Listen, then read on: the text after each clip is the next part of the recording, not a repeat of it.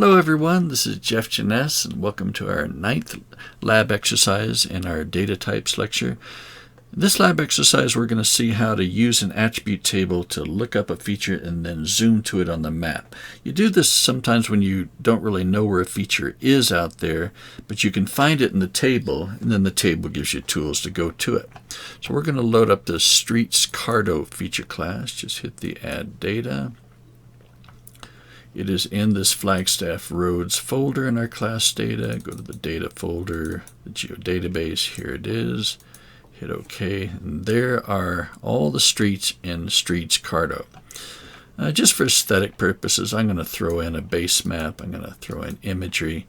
And this is not really related to the lab, but you might want to know, I think imagery is cool, but it can be kind of overwhelming sometimes. I like to sometimes fade it out a little.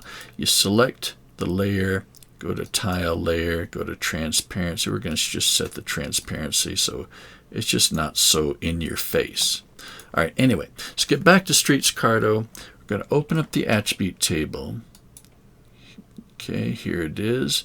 We see that there are 2,216 streets in this data set, and here they all are, just all scattered through here.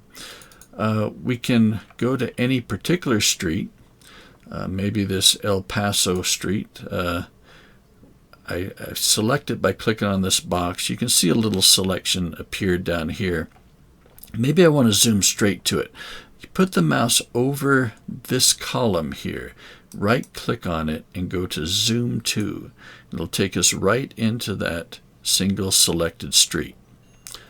And so that's how you go find it in the attribute table.